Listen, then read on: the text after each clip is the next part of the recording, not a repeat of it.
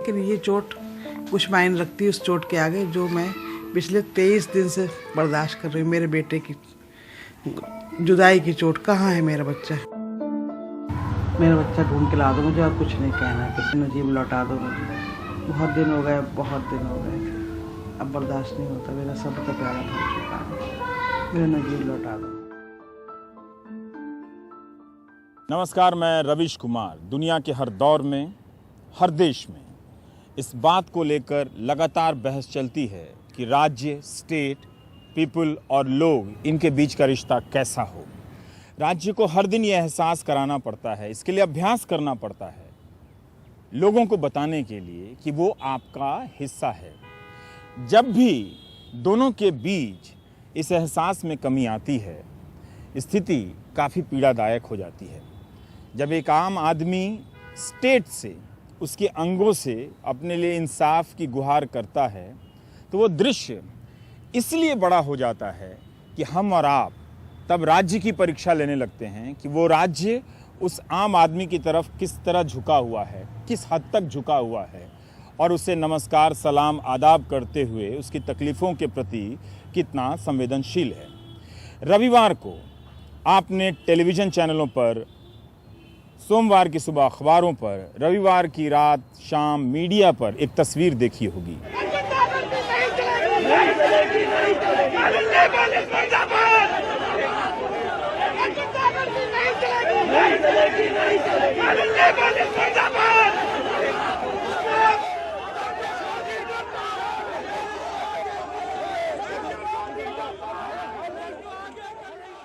JNU के छात्र नजीब की मां को पुलिस घसीटते हुए लेकर जा रही है। ये जो स्थिति है, 20-22 दिनों के बाद एक बेटे के ना मिलने के कारण मां की बेचैनी को ना समझना और पुलिस की तरफ से अपनी ताकत का प्रदर्शन करना, ये शायद किसी भी नागरिक के लिए डराने वाला हो सकता है।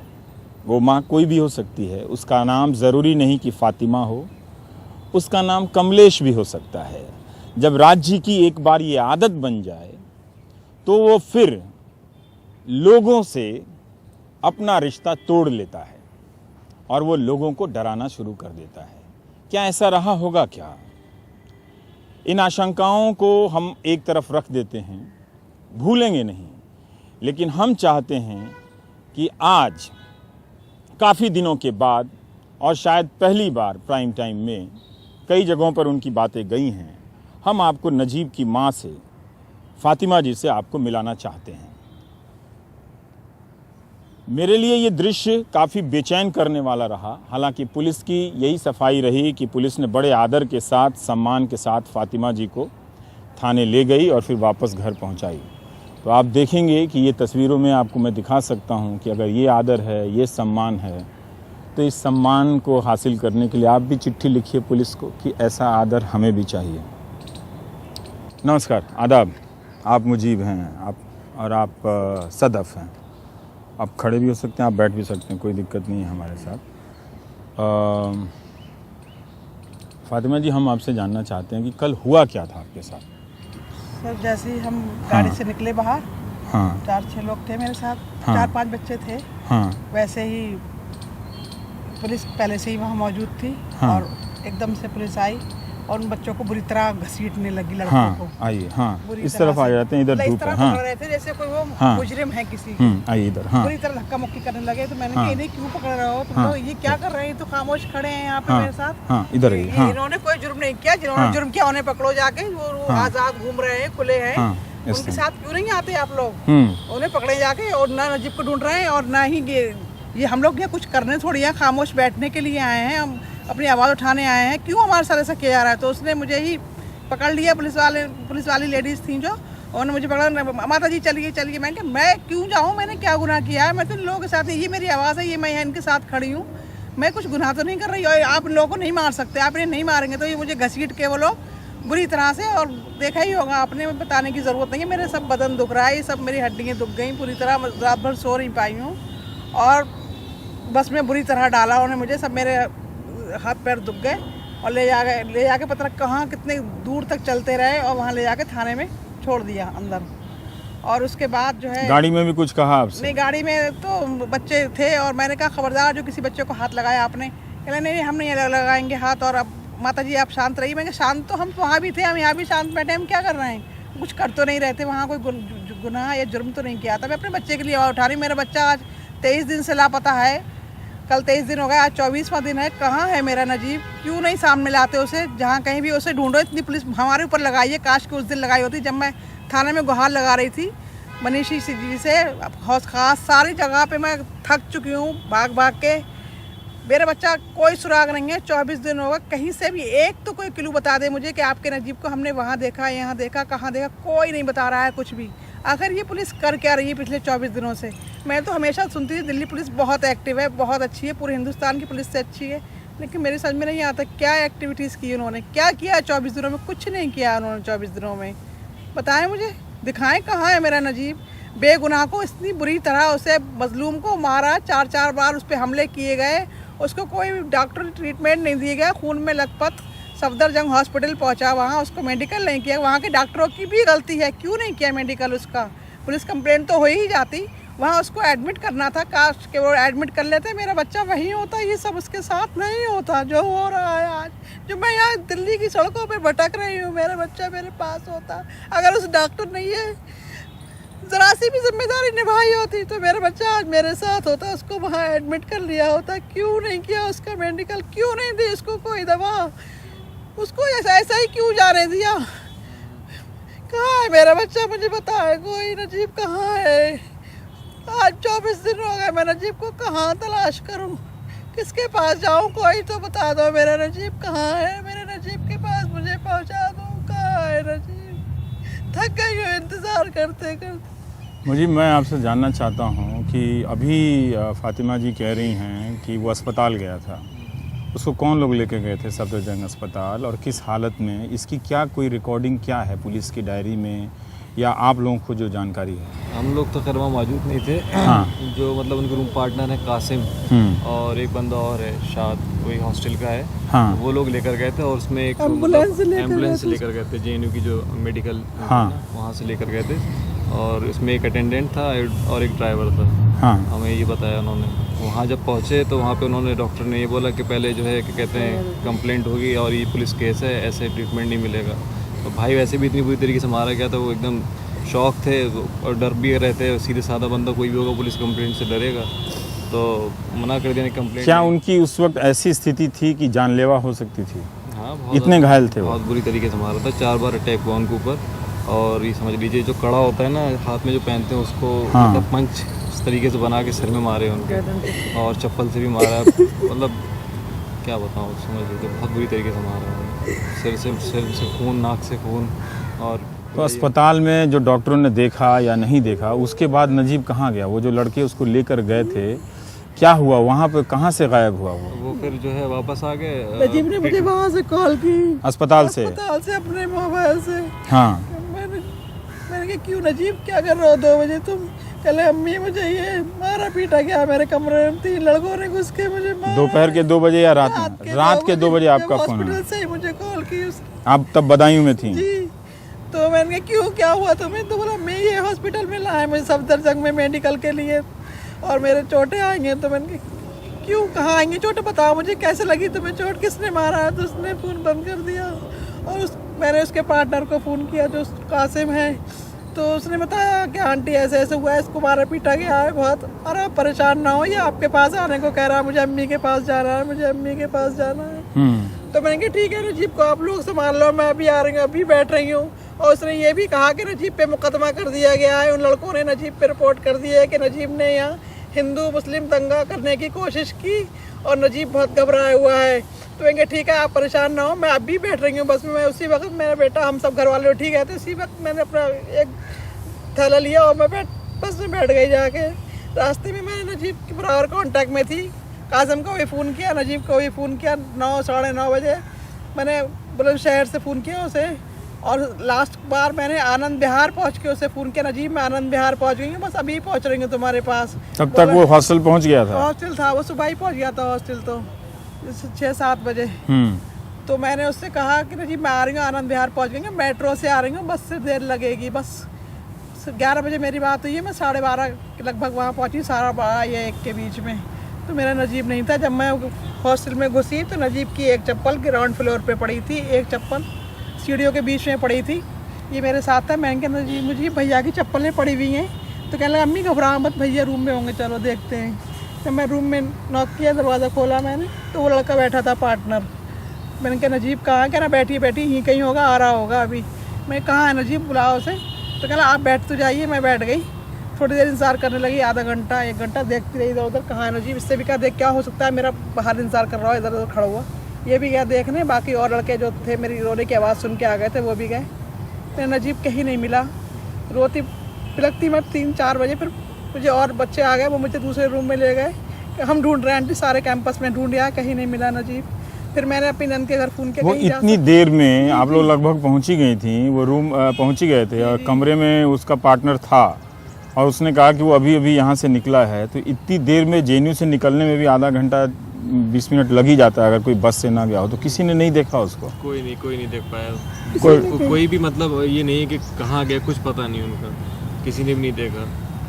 वार्डन बोल रहे हैं 2 दिन बाद कि जो है मैं जब अपने घर में था तब देखा मैंने, वो किसी ऑटो में बैठ के जा रहे थे। उनके घर से रोड पे दिखाई नहीं देता है। मतलब बच्चों ने, ये लड़कों ने ये बताया कि अगर वो ये कह रहे हैं कि हमने घर से देखा है ऑटो में जाते हुए, तो वो घर से नहीं देख सकते, उसके लिए उन्हें बाहर आना पड़ेगा, रोड पे अच्छा, आना पड़ेगा। वो वार्डन ने जो कहा है मतलब घर मोबाइल उसके बिस्तर पे ही था। वार्डन बचा रहे हैं, वार्डन वहाँ पे मौजूद थे जब उसको मारा गया। हॉस्टल के हाँ। बचा रहे हैं सब करके, क्योंकि चीफ वार्डन के सामने मारा और जो 3 है गार्ड मोहित थे जो जेएनयू के जो प्रेसिडेंट है उनके सामने मारा, सिक्योरिटी थी उनके सामने मारा और किसी ने बचाने की तो इतना जब मारपीट हुआ तो जेएनयू का प्रेसिडेंट नहीं गया अस्पताल? हाँ, वो नहीं गया था, लेकिन उसने बचाने की कोशिश तो की। जब इतनी बड़ी घटना हुई तो ये सारे लोग नहीं गए थे उनके साथ मिलकर नजीब के साथ? एम्बुलेंस में वही अलाउ नहीं करते ना, 2-3 लोग अलाउ नहीं करते हैं। वही जितने लोग जा सकते थे उतने लोग गए। मोहित को भी जो है मार पड़ी है, उसने ही बचाया। वार्डन को भी, वार्डन खुद बोल रहा है कि मेरे सामने मारा है, मुझे खुद चोटें आई हैं। चीफ वार्डन मारने वाले कितने लोग होंगे आप लोग? पहले 3 लोग थे जो कैंपेनिंग कर रहे थे हॉस्टल में। हाँ। 3 लोग गए रूम के अंदर, फिर जो है पता नहीं रूम के अंदर क्या हुआ, वहाँ तो कोई मौजूद नहीं था। वो लोग बोल रहे हैं कि भाई थ्रेड देख के उन्होंने मारा हाथ पे। लेकिन 3 के बाद जब वो लोग बाहर आए तो शाहिद भाई ऊपर भी, शाहिद भाई जो आई विटनेस है वो ऊपर कैंपेनिंग कर रहे थे, आवाज़ सुन के वो नीचे आए। इतनी देर में वो नीचे आते हैं तब देखते हैं कि पूरा मॉब आ रहा है उधर से। वो मॉब मतलब काफ़ी लोग थे? हाँ, भीड़ मतलब बहुत काफ़ी लोग थे, वो आ रहे हैं उधर से। और फिर जो है उन्होंने इतनी देर में शाहिद भाई ने बंद कर दिया रूम में। तो फिर रूम से फिर जब वो बाहर निकले फिर मारा उन्हें, ठीक है। फिर जो है बाथरूम के अंदर बंद कर दिया उन्होंने। मुद्राएं ले गया, उनमें से से फिर नाक से खून बह रहा था, तो मुद्राएं बाथरूम में ले गया। तो विक्रांत और एक लड़का और उसमें बाथरूम में घुस के उसे दोनों ने मारा अंदर। फिर वो सिक्योरिटी वार्डन आ गया तो उन्होंने निकाला, उसी वक्त की निकाला। अभी नहीं चलते वार्डन के रूम में, वार्डन के रूम में ले जा रहे हैं। सिक्योरिटी पीछे आ गई और वार्डन भी पीछे मेरे नजीब को आगे कर दिया। भीड़ ने भाई ऐसे घसीट लिया, बाहर तो भी नहीं गई नीचे से। दोस्तों ने बताया ये सब वहाँ पे ऐसे जो आई विटनेस है, 23 लड़के हैं जिन्होंने साइन किया है आप witness के। देखिए शायद कुछ होने की ही उम्मीद कर सकते हैं हम लोग। सबसे ज़्यादा सवाल ये मेरे ज़हन में बार बार आता है सर कि हाँ। नजीब को लेकर तमाम मीडिया में, अखबारों में उसके बारे में डिस्कशन हो रहा है कि नजीब के इतने फेसबुक अकाउंट थे, इतने उसके फ्रेंड थे, या वो कहाँ से आया। उन 3 लड़कों के बारे में अभी भी किसी ने डिस्कशन नहीं किया कि उनका बैकग्राउंड क्या है। ये 3 लड़के कौन हैं आपके हिसाब से? हमारे दर्शकों के हिसाब से जरा बताएं वो 3 लड़के कौन हैं? विक्रांत और एक और जो आपने सुना है, मतलब ठीक है कि हम अपने दर्शकों को बता दें कि इन्हीं का एक पक्ष है, दूसरा नहीं है, लेकिन जो पीड़ित है 22 दिनों से, हम उसका पक्ष रखना चाहते हैं आपके सामने में। तो 3 लड़के थे, 3 लड़के हैं। इनका कोई पक्ष नहीं आया है सामने? नहीं, उन लोगों को कहीं डिस्कशन में ही नहीं है कि भाई वो किस बैकग्राउंड से हैं। नजीब के बारे में बात हो रही है कि वो मारपीट करता था या नहीं करता था, कैसा लड़का था, कहाँ एजुकेशन हासिल की, उनके बारे में भी तो पूछना जब चाहिए। भीड़ आई थी, 3 से ज्यादा लोगों की भीड़ थी, जब भीड़ आई तो वो 10-15 लोग, तो जिसमें उनको उनके नजीब के दोस्तों ने पहचाना नहीं कि ये कौन लोग हैं? हाँ, सबने पहचाना है। पहचाना है कि उनके नाम भी दिए हुए हैं। इवन दो उसमें मतलब कुछ ऐसे लोग थे जो नॉन रेसिडेंट मेंबर थे, वो हॉस्टल के फोटोग्राफ भी illegal दिए थे गए थे। हाँ। हम लोगों ने प्रेस कॉन्फ्रेंस की थी, उसमें वो फोटोग्राफ भी दिया था आप लोगों ने। जो बाहर के लोग थे। तो क्या पुलिस ने, आप लोग जब इतनी बार पुलिस के अधिकारियों से मिली हैं, क्या पुलिस ने अपनी तरफ से कहा है कि जो जिन पे भी मारने के आरोप हैं, हाँ, मान लीजिए कि जिन पे भी आरोप हैं, उनसे किसी प्रकार की पूछताछ हुई है? देखिए हमारे पास पुलिस अफसर नहीं है इस वक्त उनका पक्ष रखने के लिए, लेकिन वो पीड़ित नहीं है, पुलिस अफसर पीड़ित नहीं है ना, तो आपका ही पक्ष रहेगा। तो फिर भी मैं जानना चाहता हूँ कि किसी पुलिस अधिकारी ने आपको क्या कहा उन मारने वालों के बारे में? शुरुआत में तो उन्होंने यही बताया कि उनका जो फोकस था वो ये था कि नजीब अपने आप से गया है, और क्योंकि उसके फेसबुक अकाउंट पे किसी दरगाह की पिक्चर थी तो उन्होंने दरगाहों पे तलाश करना शुरू कर दिया था। नहीं, उनका फोकस रहा होगा, वो गया है, ये तो फोकस रहेगा ही, लेकिन वो मार हमने जब खाने, उनसे पूछा- उसको मारा गया है इसलिए गया है, तो जिन लोगों ने मारा है उस पर फोकस नहीं था उनका। नहीं, उस पे फोकस नहीं, अभी तक भी फोकस नहीं है। अभी भी उनसे न्यूज़पेपर में ही मैंने वो पढ़ा। फोकस कंटिन्यू बोल रहे हैं सर। आप एक बंदे को थ्रेट दिया है कि सर इसे आप कुछ मत कीजिए, सुबह को उसकी लाश ले लीजिएगा। ये ऐसा बोला बोला गया उन्होंने, है ठीक कि हमारे हवाले कर और दिया, भी वार्डन बहुत से मतलब कहा गंदे गया। गंदे कमेंट्स किए हैं। तो अब जाहिर सी बात है, कोई बंदा थ्रेट दे रहा है तो सबसे पहले उसी के ऊपर शक जाएगा। उनसे कुछ पूछताछ नहीं हो रही है, कुछ नहीं कि मतलब उनसे तो इंटेरोगेशन। पुलिस ने ये भी नहीं कहा कि हमने इनसे पूछताछ की है, इनके खिलाफ कोई अब मामला नहीं लास्ट बनता। टाइम जब हम लोग मिले हाँ। थे तो उन्होंने कहा कि हम लोगों ने उनसे पूछा है, हाँ। और वो लोग ऐसा नहीं कर सकते हैं। ये वो लोग ऐसा नहीं कर सकते। यही उन्होंने बोला कि नहीं, वो बातचीत हुई थी लेकिन इतने आगे तक वो नहीं जा सकते हैं कि वो किसी को इस तरह से तो ये पुलिस को ये यकीन इतना कैसे हो गया? तो फिर वो जो अस्पताल में क्यों गया था नजीब? न्यूज़पेपर में भी आया था कि उन लोगों से इंटेरोगेशन हुआ था। मैंने हिंदुस्तान टाइम्स में पढ़ा नहीं, था। न्यूज़पेपर में आना अलग बात है, आप लोग कई बार जा रही हैं मिलने के लिए, आपको बताया है कि नहीं बताया? नहीं, हमसे बस यही होता है कि पूछताछ हमने की जैसे होती है ना, आपसे पूछताछ की थी? नहीं उन लोगों से, हाँ, उन लोगों कि से। आपने क्या कुछ इस टाइप का कुछ किया है क्या? तो बस यही से ज़्यादा नहीं। जैसे पुलिस करती है हाँ, वो सब नहीं हुआ उनसे। अब मतलब तक अरेस्ट नहीं किया गया है। जिन्होंने मारा है वो वहीं है, कैंपस में है। हाँ। उनको अरेस्ट क्यों नहीं किया गया? 15 वो तारीख की आप रात बुलाकर पूछताछ करना एक अलग चीज़ है, आप अरेस्ट करिए, उनसे ज़्यादा से इंटेरोगेशन सही तरीके से करिए। वैसे तो हर चीज़ में इंटेरोगेट होता है, लेकिन लड़कों से 15 तारीख की क्यों? मेन जो जिनकी वजह से सारा झगड़ा शुरू हुआ, जिनकी वजह से नजीब गायब है, उनको इतने दिनों में अब तक अरेस्ट भी नहीं करा है। जिन लोगों ने धमकी दे दी कि जान से मार देंगे, गायब कर देंगे, हमारे हवाले वो कर सब दो, वहीं पर घूम रहे हैं वो। वहीं है, कैंपस में है। बल्कि और दूसरे लड़कों के सामने और वैसे करके घूम रहे हैं। और जो लोग नजीब के दोस्त थे, क्या उनकी गवाही हुई है पुलिस के सामने? पुलिस के सामने बयान दिए? तो कोई नहीं है उनका, क्योंकि जो लोग पार्टनर था, रूम का 10 दिन ही पार्टनर हुए थे था। सर उसे हॉस्टल ज्वाइन किए हुए। अच्छा, और वो अगस्त पुराने में- विद्यार्थी नहीं थे? हाँ, अगस्त में उसने वो admission पहली लिया। बार जेएनयू में अगस्त में ही ज्वाइन एडमिशन किया। हुआ एक दिन MSc पहले तो घर बायोटेक से में। आए वो, 14 को मतलब भी रात में घर हुआ से है, और आए। 13 को घर से आए हैं वो हॉस्टल में। 10 दिन हुए हैं वो उसे। पहली बार वो जेएनयू का पहला सेशन शुरू हो रहा था उनका। हॉस्टल में भी 10-15 2 महीने दिन। तो पहले हम लोग वहाँ पे फ्लैट रूम रेंट पे लेकर रह रहे थे। हॉस्टल भी हम लोग इसी वजह से नहीं दिलवा रहे थे कि भाई तुम मत जाओ, तुम बहुत सीधे साधे हो, हॉस्टल में मत रहो, वहाँ का माहौल ऐसे ही है। तो उन्होंने बोला मुझे जो है मेरी पढ़ाई नहीं हो पा रही है, यहाँ से आने जाना ओखला से बहुत मतलब टाइम कंज्यूमिंग है, हाँ, तो मुझे हॉस्टल ही जो है सादा सही रहेगा, तो दिलवा दिया। ये उनका पहला साल था, मतलब अभी शुरू हो रहा था जेएनयू में, नहीं फर्स्ट सेमेस्टर। फ्रेशर है वो। इसके पहले कहाँ पढ़ रहे थे नजीब? बरेली यूनिवर्सिटी से BSc बायोटेक किया उन्होंने। और उनका कंपटीशन में हुआ फिर यहाँ पे? 4 जगह जामिया में भी निकाला था उसने, MSc बायोटेक में। जामिया अलीगढ़, में कुछ जामिया दिन हमदर्द। उसने ज्वाइन किया, लेकिन जब जेएनयू में आ गया तो खुशी खुशी जेएनयू गया कि नहीं, जामिया से ज़्यादा अच्छा जेएनयू है। अलीगढ़ में भी उसने BSc में एडमिशन लिया था, लेकिन फिर मेडिकल की तैयारी के लिए उसने वहाँ से छोड़ दिया था कि मुझे मेडिकल करना है। 15 तारीख को जब हम लोग कंप्लेंट लिखवाने गए थे तो वहाँ SHO हैं वसंत थाने में, संदीप कुमार। तो मैं बोल रहा हूँ सर मुझे ऐसे लिखनी है कंप्लेंट। वो बोले नहीं, आपको ज़्यादा पता है कोर्ट में, मैं जाऊँगा, मुझे पता है कैसे कैसे हैंडल करते हैं, आप जैसे मैं बोल रहा हूँ वैसे लिखिए। 6-7 बार मैंने सर मुझे लिखना है, वैसे लिखने दीजिए। नहीं ऐसे नहीं। मैं उनके नाम लिखना चाह रहा था, लेकिन लिखने नहीं दिया उन्होंने, अपने हिसाब से उन्होंने कंप्लेंट लिखवाई उन्होंने। जिन लोगों पर आपको शक था उनका आप नाम लिखना चाहते थे, तो उन्होंने FIR में नाम नहीं लिखने दिया? नहीं दिया। सिंपल मिसिंग किया मैं चप्पल के बारे में बोलती रही, उन्होंने चप्पल के बारे में भी नहीं लिखा हुआ। वो मैंने दिखाया था उसको कि देखो चप्पल ये पड़ी है, मेरे बच्चे की 2 दिन हो गए और चप्पल ये की। पुलिस ने FIR में नहीं लिखा उसमें? कुछ नहीं लिखा है, सिर्फ मिसिंग कंप्लेंट लिखी है, कुछ नहीं लिखा मेरे बच्चे का। इतने दिन हो गए जेएनयू कंटिन्यू जा रहे हैं हम लोग, और ये नहीं कि एक बार जो है VC या रेक्टर या चीफ प्रॉक्टर मिल ले हमसे आके, कुछ भी मतलब। पहली बार कब मिले थे? उनके बयान से तो यही लगता है कि काफी तलाशी में लगे हुए हैं, आप लोगों की बड़ी चिंता करते हैं। कब मिले थे आपको? कितने दिनों से VC ने? 3 दिन बाद हम लोग खुद जाकर मिले थे उनसे। 3 दिन बाद? अच्छा, जबरदस्ती गए थे, गार्ड ने रोक दिया था। मतलब 15 की घटना है तो आप 18-19 के इसके, हाँ 18 तारीख को मिलेंगे। तो फिर हम उसके लोग बाद जबरदस्ती गए थे हाँ। कि हमें मिलना है, तो मदर से और जो वकील थे उनसे वो मिले थे। हाँ। और उसके बाद नेक्स्ट डे फिर हम लोग प्रॉक्टर से मिलने गए, तो नहीं मिले प्रॉक्टर। वीसी से हमने कहा कि मुलाकात करा दी, हमें तो नहीं पता कि जेएनयू में वीसी ऑफिस का है। तो प्रॉक्टर कितना बड़ा आदमी होता है जो नहीं मिला? वो क्यों नहीं मिला कोई मिलने को प्रॉक्टर? तैयार नहीं, कोई मिलने को तैयार क्या होता है प्रॉक्टर जो नहीं मिला? और मेरे पास इसकी रिकॉर्डिंग भी है सर, आप कहेंगे मैं दिखाऊंगी कि ज़बरदस्ती हम रूम के अंदर, वहाँ उनके रूम के बाहर खड़े रहे कि हमें मिलना है, और जब हम लोग चिल्लाने लगे, शोर मचाने लगे, तो उन्होंने फिर हमें कंसीडर किया और हमें बुला के बात की। आधा घंटा बात हुई है, उसमें मुस्तकिल हम लोगों ने कहा कि सर आप एडमिनिस्ट्रेशन की तरफ से एफआईआर क्यों नहीं करा रहे, एक झगड़े की एफआईआर कराइए, चाहे उसमें नजीब का भी नाम दीजिए, झगड़ा हुआ है वो दिखाइए। अच्छा, अब ये दूसरी बात आ गई कि एफआईआर आपने कराई है, जेएनयू ने नहीं कराई। जेएनयू ने कुछ नहीं कराया। तो वो वीसी कह रहे हैं कि हम जांच में बहुत मदद कर रहे हैं और ये कर रहे हैं, तो फिर इसका क्या मतलब है? उन्होंने अपनी तरफ से एक्यूज्ड बताया है, अपनी जो रिपोर्ट दी थी उसमें नजीब को एक्यूज्ड बताया है, मतलब उसको इतनी बुरी तरीके से मारा गया है, उसके बावजूद वो एक्यूज्ड है। और जब मैंने उनसे कहा कि आप एफआईआर करा सकते हैं, तो उन्होंने कहा कि नहीं, ऐसा कोई प्रोविज़न नहीं है कि एफआईआर पे एफआईआर हो सके। तो मैंने कहा आपने लीगल एडवाइज़र से पूछा? वो हम तो ध्यान नहीं रहा, हम पूछेंगे।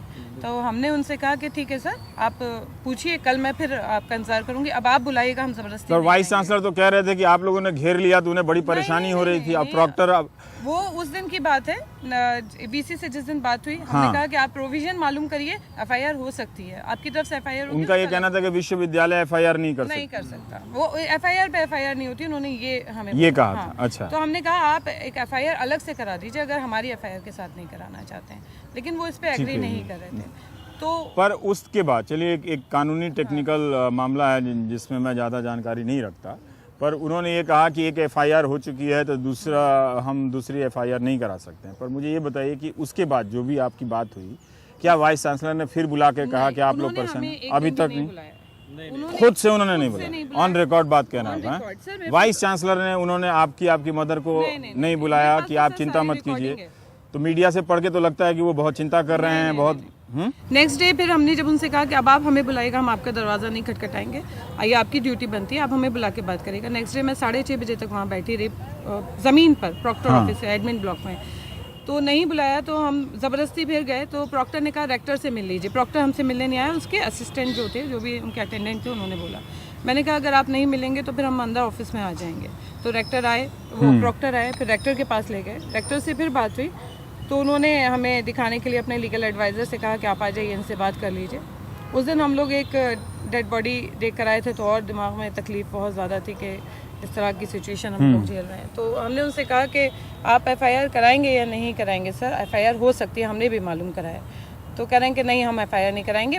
रेक्टर ने बोला कि मैं क्यों एफआईआर कराऊँ, मैं थोड़ी वहाँ था, ये जब मैं वहाँ था ही नहीं, तो मैं क्यों एफआईआर करूँ, मेरी जिम्मेदारी। ये एक आपकी सदफ आपकी बात से ये एक सवाल निकलता है कि जेएनयू ने ये कहा कि उसे अपनी तरफ से एफआईआर कराने में दिक्कत है। ठीक, मैं ये बात ऑन रिकॉर्ड मतलब अपने दर्शकों से कहना चाहता हूँ कि वाइस चांसलर ने, आपने जैसा मुझे बताया, अपनी तरफ से एक फ़ोन नहीं किया कि ये डेवलपमेंट है। एक फ़ोन सर, कॉन्फ्रेंस जिस दिन हमने प्रेस कॉन्फ्रेंस की थी उससे 10-15 मिनट पहले फ़ोन आया था कि वाइस चांसलर मदर से बात करना चाहते हैं। लेकिन हम लोग प्रेस कॉन्फ्रेंस में बैठ चुके थे, तो इसलिए हमने मना कर दिया कि अभी बात नहीं हो सकती। उस दिन के बाद से दोबारा कॉल नहीं आई। प्रेस कॉन्फ्रेंस को डिस्टर्ब करने के लिए हो ना पाए, इसलिए कॉल कर लो, उसके कॉल करो। चलिए ठीक, उसके बाद उन्होंने आपको अपने कमरे में नहीं बुलाया? नहीं, कभी नहीं। कभी ये नहीं कहा कि आप इतने क्यों भटक रहे हैं, आइए बैठिए, पानी पीजिए? वो हमारा भी छात्र है, अगर आपका बेटा है तो उसकी मुझे भी चिंता है, मैंने पुलिस से बात की है। ये सब बातें भले उन्होंने प्रेस से की होगी, लेकिन इनका कहना है ये उन्होंने फर्स्ट बोला कि हम कांटेक्ट में हैं पुलिस से। मैंने कहा सर आप कांटेक्ट में हैं तो फिर आप उन लड़कों के खिलाफ कंप्लेन क्यों नहीं कर रहे हैं जिन्होंने मारा? आप उनको क्यों, क्या वजह है कि आप उन्हें प्रोटेक्ट कर रहे हैं? शील्ड क्यों बने हुए उनके? उन बच्चों को बोलिए, वहाँ पे कंप्लेन दीजिए कि इन्होंने मारा है उसे। नजीब ने एक मारा है, तो उन्होंने कितना मारा है वो भी तो बताइए। अगर, और ये हमें मालूम भी नहीं है, नजीब तो मिला नहीं है ना, तो हमें मालूम भी नहीं कि नजीब ने मारा है या नहीं मारा है। अब यहाँ दो बातें समझने की है कि अगर विश्वविद्यालय अपनी रिपोर्ट में कहता है कि नजीब की वजह से ये झगड़ा हुआ, तो भी वो विश्वविद्यालय की रिपोर्ट अंतिम फैसला नहीं है, तब भी उसे जीने का हक है। उसे मारने वाले लोग वो तो सही नहीं हो सकते। अगर नजीब 1 मिनट के लिए मान लें कि वो वजह हो सकता है, तो मारने वाली भीड़ तो सही नहीं हो सकती। क्या विश्वविद्यालय ने अपनी रिपोर्ट में उस भीड़ को जस्टिफाई किया है, ये देखना पड़ेगा। लेकिन मेरे लिए ये हैरानी की बात है कि वाइस चांसलर ने एक मर्तबा जब इनकी प्रेस कॉन्फ्रेंस होने वाली थी, उसके अलावा कभी बुलाकर तसल्ली देने की कोशिश नहीं की। अब आप नागरिकों को इसमें एक बात समझने की है, याद रखने की है कि आम तौर पर संस्थाओं के प्रमुख आम नागरिकों के साथ ज़्यादातर यही करते हैं। अगर इनके साथ जो हुआ है उसे आप किसी भी प्रकार से मान्यता देते हैं तो आप अपने बच्चों के लिए ज़मीन तैयार करते हैं। विश्वविद्यालय में होने वाले झगड़ों में, उसके लपेटे में तो कोई भी आ सकता है, किसी भी तरफ से कोई भी आ सकता है, उसका नाम कुछ भी हो सकता है। पर जिस लड़के की तलाश 23 दिनों से 24 दिन हो गए, 24 दिनों से हो रही है, उसकी मां को हम मीडिया के जरिए देखते हैं कि वो आईटीओ पर हैं, वो राष्ट्रपति, वो रायसीना हिल्स की तरफ हैं, वो पुलिस उन्हें खींचते हुए लेके जा रही है, लेकिन हमने ये तस्वीर नहीं देखी कि वो वाइस चांसलर के साथ बैठी हुई हैं और वाइस चांसलर उन्हें तसल्ली दे रहे हैं। अगर ऐसी कोई तस्वीर वाइस चांसलर के पास है पहले दिन की मुलाकात के बाद तो वो ज़रूर दें, हम बाद में भी प्राइम टाइम में दिखा देंगे, क्योंकि ये पब्लिक का प्राइम टाइम है तो ये उसकी तरफ से जाएगा। अगर पुलिस को इसमें अपना कोई रिजॉइंडर देना है, अपनी कोई सफाई देनी है इनकी बातों में कि क्या हुआ, अगर पूछताछ की गई उन लड़कों से जिनके आरोप हैं, क्या ये इनकी बात सही है कि जब ये नाम लिखना चाहते थे कि इन लोगों ने मारने का प्रयास किया तो उनका नाम नहीं लिखा जाएगा? क्या एफआईआर कराने का यही कायदा है कि जैसा अफसर बताएगा वैसा लिखा जाएगा या जैसा पीड़ित बताएगा वैसा लिखा जाएगा? क्या मां ने जो कहा है कि उन्होंने नजीब की चप्पल हॉस्टल के गलियारे में देखा और वो इसे दर्ज कराना चाहती हैं, तो क्या इसे जानबूझ के छोड़ा गया है? ये जो सवाल है पुलिस को और वाइस चांसलर को इसके जवाब देने चाहिए। नहीं देना चाहते हैं, सवाल पूछने की नई संस्कृति के खिलाफ आजकल वैसे भी असहनशीलता है, तो वो अलग बात है, वो उनकी बात है, क्योंकि वो सवाल का जवाब ना देकर बहुत सुरक्षित हैं। पर ना जाने किन किन के बच्चे, कितने लाखों की संख्या में बच्चे देश के तमाम विश्वविद्यालयों में पढ़ रहे हैं। अगर इस तरह की प्रवृत्ति को अगर हम मान्यता देंगे और आप उससे सहमत हैं तो एक बार ठीक से सोच लीजिएगा कि आप क्या कर रहे हैं। क्या आपको इस बात से कोई फर्क नहीं पड़ता कि 22-23 दिन हो गए और वाइस चांसलर का बयान अखबारों में बड़ा खूबसूरत आता है? मैं अखबारों से ही जानता था कि बड़े संवेदनशील हैं, शायद जो प्रदर्शन करने वाले लड़के हैं वो अपना धीरज खो रहे हैं। ऐसे मामलों में पुलिस को वक्त लग जाता है और ये बात समझनी चाहिए कि लग सकता है ऐसा वक्त। लेकिन वाइस चांसलर अगर परिवार के लोगों को बुलाकर अपने कमरे में नहीं बिठाते और तसल्ली नहीं देते, और ये आप बात सही कह रही हैं, हम लोग जबरदस्ती गए थे, उन्होंने नहीं बुलाया था। जब बुलाया था उसके बाद तो नहीं बुलाया ना? उसके बाद से? नहीं, जब हम गए हैं उसके बाद भी दोबारा 3 बार हम खुद मिले, उन्होंने एक दिन भी नहीं बुलाया। उन्होंने नहीं बुलाया? एक दिन नहीं बुलाया। पिछले 10 दिन में बुलाया उन्होंने? नहीं बुलाया। एक दिन भी बात करनी। एक बार प्रेस कॉन्फ्रेंस में बस फोन आया था। हाँ, उससे पहले 3 बार जब हम मिले हैं तो तीनों बार हम ये शुरुआती दौर में, शुरुआती दौर